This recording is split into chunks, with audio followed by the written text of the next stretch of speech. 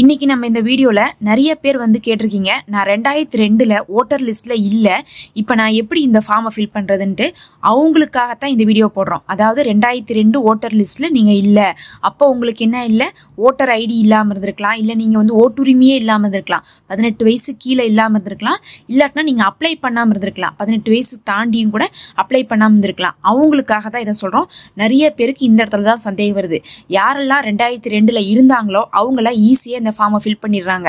இந்த முதல் பெட்டியை ஃபில் பண்ணிட்டு ரெண்டாவது பெட்டியை அவங்க எழுதுனாங்கன்னா போதும். ஏன்னா அவங்க 2002ல இருந்திருப்பாங்க. அந்த கார்டை எடுத்து வச்சு அப்படியே எழுதி கொடுத்துருவாங்க. அவங்களுக்கு மூணாவது பெட்டியில வேலையே இருக்காது. ஆனா இந்த ரெண்டாவது பெட்டி எழுத முடியாதவங்களுக்கு தான் இந்த ஃபார்ம் ஃபில்அப் பண்றது ரொம்ப கஷ்டமா இருக்கு. அதனால அவங்களுக்காகத்தான் இதை சொல்றோம். அவங்க மட்டும் இதை வந்து பார்த்து அப்படியே தெளிவா ஃபாலோ பண்ணிக்கோங்க. முதல்ல இந்த முதல் பெட்டி அப்படிங்கிறது எல்லாருமே செஞ்சுதான் ஆகணும். முதல் பெட்டியில ஒரு 9 கேள்வி இருக்கும். 9 கேள்வியுமே இப்ப என்ன நிலைமையில இருக்கீங்களோ அந்த பதில் சொல்லணும். இப்ப ஃபர்ஸ்ட் என்ன கேட்கறாங்க, பிறந்த தேதின்னு கேட்கறாங்க. உங்களுடைய ஆதார் கார்டுல இருக்கக்கூடிய சரியான பிறந்த தேதியை அந்த இடத்துல எழுதிக்கோங்க. எல்லாருக்குமே பிறந்த தேதி தெரியும். அடுத்தது ஆதார் நம்பர். ஆதார் கார்டு இல்லாதவங்களே இல்ல, அதனால ஆதார் நம்பரை அந்த கார்டுல பார்த்து எழுதிக்கோங்க. இது ஆப்ஷனல் தான், இருந்தாலும் நீங்க கொடுப்பது தான் சிறந்ததுன்னு நான் சொல்லுவேன். ஏன்னா எந்த பெட்டிகள் இருந்தாலும் அதை நிரப்புவது தான் நம்மளிடத்துல இருக்கும் போது அது வந்து நமக்கு பின்னாடி யூஸ் ஆகும். அடுத்தது ஃபோன் நம்பர் கேக்குது. ஃபோன் நம்பர் அப்படிங்கும்போது நீங்க இதுவரையும் ஓட்டர் கார்டுல வந்து ஃபோன் நம்பர் லிங்க் பண்ணி வச்சிருந்தீங்கன்னா அது தெரிஞ்சு அதே நம்பரே கொடுங்க.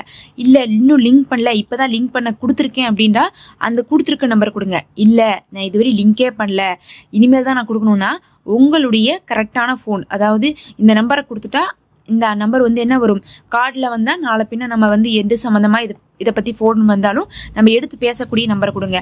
இந்த எப்பயுமே இந்த காலே வராது, ஒர்க்கிங்ல இல்ல அப்படின்லாம் நீங்க கொடுக்காதீங்க. உங்களுடைய அபிஷியல் நம்பரை கொடுத்துருங்க. அடுத்தது தந்தையுடைய பெயர். தந்தை இருந்தாலும் சரி, உங்களுக்கு தந்தை இறந்துட்டாலும் சரி, அவருடைய பெயரை இந்த இடத்துல குறிப்பிடுங்க. அடுத்தது தந்தையுடைய அட்டை எண். தந்தையுடைய அட்டை எண் உங்களிடத்துல இருந்தா அந்த எண்ணை குறிப்பிடுங்க. இல்ல தந்தை இல்ல, எங்கிட்ட அட்டை இல்லைங்கிறவங்க இந்த இடத்த காலியா விட்டுருங்க. அடுத்தது தாயாரின் பெயர். அவங்களும் உயிரோடு இருந்தாலும் இறந்தாலும் நீங்க குறிப்பிடுங்க. தாயாருடைய அட்டை எண். அட்டை இருந்து தாயார் இருந்து அது தெரிஞ்சா மட்டும் எழுதுங்க, இல்லாட்டினா அதெல்லாம் ஆப்ஷன் தான். அடுத்தது துணைவியரின் பெயர். திருமணமானவங்க, உங்களுடைய கணவன் மனைவி யாரோ அவங்க பேரை எழுதுங்க. அவங்க இல்ல அப்படின்னாலும் கூட உயிரோட பரவாயில்ல நீங்க எழுதுங்க. அதுக்கப்புறம் எண் அப்படிங்கும் போது அவங்க இருந்து அவங்க அட்டை எண் தெரிஞ்சா எழுதுங்க, இல்லாட்டினா எழுதாதீங்க. இப்ப முதல் பெட்டி எழுதிட்டீங்க. எழுதணுமே நீங்க எழுத வேண்டியது நீ மூணாவது பெட்டி தான். ரெண்டாவது பெட்டி உங்களுக்கானது கிடையாது. ஏன்னா ரெண்டாவது பெட்டி 2002ல ஓட்டு போட்டவங்க தான். அப்ப இந்த ரெண்டாவது பெட்டி நீங்க காலியா விட்டுறணும். இது நம்ம வந்து பாத்தீங்கன்னா அதை நிரப்புறவங்களுக்காக எழுதின தகவல், அது உங்களுக்கு கிடையாது. அந்த பெட்டி அப்படியே காலியா விட்டுட்டு மூணாவது பெட்டிக்கு வந்துருங்க. மூணாவது பெட்டிக்கு வந்தீங்கன்னா மூணாவது பெட்டியில நீங்க என்ன பண்ணணும், நீங்க தான் 2002 லிஸ்ட்ல இல்ல. இப்போ உங்களுக்கு வயசு வந்து 38 கம்மியா இருக்கணும். ஏன்னா அந்த லிஸ்ட்ல வராதவங்க எல்லாம் 38 வயசு கம்மியா இருக்கிறவங்களா இருப்பாங்க. ஒரு சிலர் வந்து 38 தாண்டி இருந்தாலும் அந்த சமயத்துல லிஸ்ட்ல வராம இருந்திருப்பாங்க. அவங்க வந்து என்ன பண்ணிருக்க மாட்டாங்க, அந்த சமயத்துல அப்ளை பண்ணிருக்க மாட்டாங்க. அதனால அவங்களும் லிஸ்ட்டுக்கு வந்திருக்க மாட்டாங்க. நீங்கெல்லாம் இந்த மூணாவது பெட்டிக்கு வரீங்க. வந்து என்ன பண்ணும், இந்த இடத்துல வந்து தகவலை கொடுக்கணும். இந்த இடத்துல யார் தகவலை கொடுக்க தேவையில்லைன்னு பாத்தீங்கன்னா, நான் ரெண்டாவது பெட்டியிலயும் வரல, அதாவது 2002லயும் வரல, ஆனாலும் மூணாவது பெட்டியில கொடுக்கறதுக்கு என்கிட்ட தகவலே இல்லை, என்னுடைய உறவினர்கள் யாருமே அதுல இல்லை அப்படின்னா நீங்க இந்த பெட்டியை காலியா விட்டுறலாம். ஏன்னா நிறைய பேர் கேக்குறீங்க, நானும் இல்ல 2002ல, எனக்கு அப்போ ஓட்டுரிமையே இல்லை, அதே சமயத்துல என்னுடைய பெற்றோர் யாருமே அந்த சமயத்துல அந்த 2002 லிஸ்ட்ல வரல அப்படிங்கிறாங்க. பயப்படாதீங்க, நீங்க என்ன பண்ணலாம், இந்த மூணாவது பெட்டியை காலியா விட்டுறலாம். சரி, இப்ப பெற்றோர்னா யாருன்னு பாத்தீங்கன்னா, இந்த இடத்துல நம்ம உறவினர்னு போட்டுக்கிற இடத்துல அப்பா, அம்மா, தாத்தா, பாட்டி, இவங்க 4 பேர்த்த மட்டும் ஃபில் பண்ணுங்க. மிச்சவங்க யாரா இருந்தாலும் ஃபில் பண்ணாதீங்க. பிஎல்ஓட்ட கேளுங்க, அவங்க வந்து பர்மிஷன் கொடுத்தா மட்டும் ஃபில் பண்ணுங்க. நிறைய பேர் வந்து கணவன் மனைவி இது பண்ணலாமான்னு கேக்குறீங்க, சித்தப்பா சித்தி இது பண்ணலாமான்னு கேக்குறீங்க. இதெல்லாம் நீங்க கேட்டுட்டு தான் ஃபில் பண்ணும். அப்ப இந்த இடத்துல வந்து பெரும்பாலும் அப்பாவது பண்றது கரெக்டா இருக்கும். அதை விட்டு அம்மாவது பண்ணுங்க, அப்படி இல்லாட்டினா தாத்தாவது, அப்படி இல்லாட்டினா பாட்டி இது பண்ணுங்க. இப்ப இந்த இடத்துல பெயர் அப்படிங்கிற இடத்துல யாரை பத்தி இப்ப எழுத போறீங்களோ இந்த 2002ல அவங்கள பத்தி எழுதுங்க. எங்க அப்பா இருந்தாரு அப்படின்னு நான் வச்சுக்கிறேன்னு வச்சுக்கோங்க. இப்ப நான் என்ன பண்ணணும்னா, இப்ப எங்க அப்பா வந்து 2002ல இருந்திருக்காரு அப்படிங்கிற மாதிரி வச்சு நான் இப்ப நான் தகவல் சொல்றேன். இந்த பெயர் அப்படிங்கிற இடத்துல எங்க அப்பாவுடைய பெயர் எழுதணும். ஏன்னா வந்து அவரு தானே 2002ல இருந்திருக்காரு. அப்ப அந்த உறவினர் அப்படிங்கிற இடத்துல நம்மளுடைய உறவினரான அப்பாவின் பெயரை எழுதணும். அடுத்தது அட்டை எண். அந்த 2002 அட்டை எடுக்கணும். இப்ப எங்க அப்பாவுடைய அட்டை எண் எழுதக்கூடாது. அந்த 2002 அட்டை எண் இருந்தா அதை எழுதணும். சில அட்டையில எண்ணே இருக்காது, விட்டுறலாம். சப்போஸ் என்னுடைய அப்பா இருந்தாரு ஆனா அந்த தகவல் என்கிட்ட இல்லைன்னு சொல்றவங்களுக்கு நான் கடைசியா அது என்ன வழின்னு நான் சொல்றேன். ஏன்னா அப்பா 2002ல இருந்திருக்காங்க, அம்மா இருந்திருக்காங்க, தாத்தா இருந்திருக்காங்க, பாட்டி இருந்திருக்காங்கன்னா அந்த லிஸ்ட்ல வந்தவங்கள இங்க வந்து குறிப்பிடணும். யாராவது ஒருத்தவங்களை குறிப்பிட்டா போதும். அந்த குறிப்பிடுறவங்க இப்ப உயிரோடு இருக்கணும்னு கூட அவசியம் இல்லை. அவங்க இறந்தவங்களா இருந்தாலும் சரி, அவங்க 2002ல உயிரோடு இருந்திருக்காங்கல்ல, லிஸ்ட்ல இருந்திருக்காங்கல்ல, அதனால நீங்க இந்த இடத்துல குறிப்பிடலாம். அப்ப வந்து அப்படி உயிரோடு இல்லாதவங்களை குறிப்பிடும் போது எல்லாத்துட்டையுமே கார்டு இருக்காது. அப்ப அந்த கார்டு இல்லாதவங்களுக்கு நான் தனியா வழி என்னன்னு சொல்றேன். இப்ப வந்து பாருங்க, இந்த லிஸ்ட்டை முடிச்சிடலாம். முதல்ல இந்த அட்டை எண் முடிச்சதுக்கு அப்புறம் உறவினரின் பெயர், இந்த மூணாவதா இருக்கக்கூடிய இந்த உறவினரின் பெயர் அப்படிங்கிறதுல இந்த உறவு யாருன்னு பாத்தீங்கன்னா, இந்த கட்டமே நம்ம வந்து அந்த உறவை பத்தி, அதாவது என்னோட அப்பாவை தான் இருந்திருக்காருன்னா அவரை பத்தி தான் பேசுறவங்க போது அவருடைய உறவினர் பெயரை தான் நம்ம எழுதணும். அவரு 2002ல யார உறவினர்னு போட்டிருப்பாருன்னு நமக்கு தெரியணும். நிறைய பேர் வந்து லேடிஸா இருந்தா கணவரை போட்டிருக்காங்க, ஜென்ஸா இருக்கிறவங்க அதிகமா தந்தையை தான் போட்டிருப்பாங்க. லேடிஸுமே வந்து பாத்தீங்கன்னா அந்த ஏஜை பொறுத்து போட்டிருப்பாங்க. சிலருக்கு அப்பா இறந்துருப்பாங்க, அதனால அப்ப என்ன பண்ணிருப்பாங்கன்னா கணவர் போட்டிருப்பாங்க. அதனால தெரிஞ்சுட்டு யார் அவங்க வந்து கார்டுல போட்டிருக்காங்களோ அவங்கள எழுதுங்க. அடுத்தது உறவு முறை.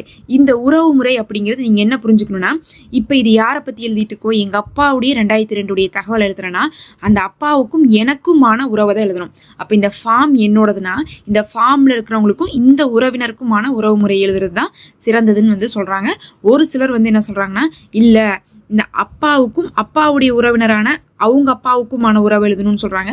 ஆனா வந்து நிறைய பிஎல்ஓக்கள் இப்படியும் சொல்றாங்க, உங்க அப்பாவை பத்தி இங்க எழுதி அவங்க அப்பாவை உறவா போட்டிருந்தா 2 பேத்துக்குமே ஆன்சர் வந்து பாத்தீங்கன்னா தந்தை தான் வரும்.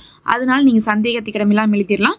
நீங்க வேற யாராவது போடுற மாதிரி இருந்தா கூட பிஎல்ஓட்ட கேட்டுட்டு அந்த இடத்துல உறவு முறை நிரப்பலாம். நேத்து கூட ஒரு பிஎல்ஓ கேட்டப்ப அவர் என்ன சொல்லியிருக்காருன்னா, இந்த ஃபார்ம்ல இருக்கவங்களுக்கும் இந்த உறவினருக்கும் உள்ள உறவை தான் எழுத சொல்லியிருக்காங்க.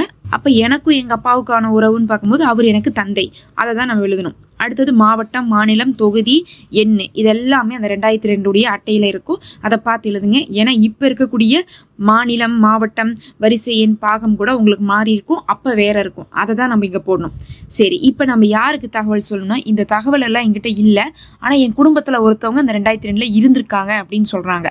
இல்ல இருந்திருக்காங்களான்னு தெரியல, நான் தேடணும்னு சொல்றாங்கன்னா அவங்க என்ன பண்ணணும்னு பாத்தீங்கன்னா, இந்த ஃபார்முக்கு பின்னாடி திருப்பினீங்கன்னா 2வது லைன்லயே ஒரு வெப்சைட் கொடுத்துருக்காங்க. அந்த வெப்சைட்ல போய் நீங்க அந்த தொகுதி பெயர் மட்டும் தெரிஞ்சு நீங்க அதுக்குள்ள தேடினீங்கன்னா அந்த தொகுதியில ஓட்டு போட்டு ஆயிரக்கணக்கானவங்களே காட்டும். அந்த 1000 பேத்துக்குள்ள உங்க அப்பா அவங்க அப்பாவுடைய பெயர் வச்சு நீங்க என்ன பண்ணிடலாம், அது இன்னாருதான் அப்படிங்கறத நீங்க தேடி கண்டுபிடிச்சிடலாம். வெறும் ஒரு மணி நேரம் தான் ஆகும். அது நான் வந்து எப்படி தேடணும் நான் வீடியோ போட்டிருக்கேன், நான் கீழே லிங்க் கொடுக்குறேன், அதை பார்த்து தேடிக்கோங்க. நிறைய பேர் வந்து இந்த பாகம் எண் வரிசை எண் இல்லைங்கிறீங்க. சில அட்டையில வந்து பாத்தீங்கன்னா அட்டை எண்ணும் இருக்காது, பாகம் எண் வரிசை எண்லாம் இருக்காது. இல்லாதவங்க விட்டுருங்க. அதே சமயத்துல சிலருக்கு அது எங்க இருக்குன்னு தெரியுது இல்ல. பாகம் எண் வரிசை எண் அப்படிங்கிறது இந்த மாதிரி பார் போட்டு எழுதியிருக்கும். அட்டையுடைய பின்னாடியில சீல் இருக்கக்கூடிய இடத்துல இருக்கும். அதனால இருக்கக்கூடியதை எழுதிக்கோங்க. இல்லாத பிஎல்ஓ ஆபீசர்கிட்ட கேட்டாவே 2002ல இருக்கக்கூடிய லிஸ்ட் அவங்க தராங்க. அதனால ஆன்லைன்ல பார்க்க தெரியாதவங்க பிஎல்ஓ ஆபீசர்கிட்ட கேட்டு எழுதிக்கோங்க. முதலையும் 3ஆவதையும் பண்ணிட்டீங்கன்னா முடிஞ்சு போச்சு வேலை. கீழே இந்த இடத்துல கையெழுத்துங்கிற இடத்துல கையெழுத்து போட்டணும். இந்த ஃபார்ம் நீங்க உங்களுக்காக ஃபில் பண்ணா விட்டுருங்க. இதே நீங்க உங்களை சேர்ந்த யாருக்காவது ஃபில் பண்றீங்க, அவங்க வெளியூர் போயிருக்காங்கன்னா அவங்களுக்கு பதில் அந்த பிராக்கெட்ல உறவு முறைன்னு போட்டு நான் வந்து இந்த ஃபார்ம்ல இருக்கவங்களுக்கு என்ன உறவு முறை அப்படிங்கறத நான் சொல்லணும். இந்த மாதிரி நம்ம தொடர்ச்சியாக எஸ்ஐஆர் பத்தி தெளிவான தகவல்களையும் சந்தேகங்களையும் தீர்த்துட்டு இருக்கோம். தொடர்ச்சியா பார்க்க மறக்காம சப்ஸ்கிரைப் பண்ணிக்கோங்க. நம்ம சேனல்ல மெம்பர்ஷிப் இருக்கு, விரும்புறவங்க அதை ஜாயின் பண்ணிக்கோங்க. நம்ம ரொம்ப அது நமக்கு ஒரு யூஸ்ஃபுல்லா இருக்கும்.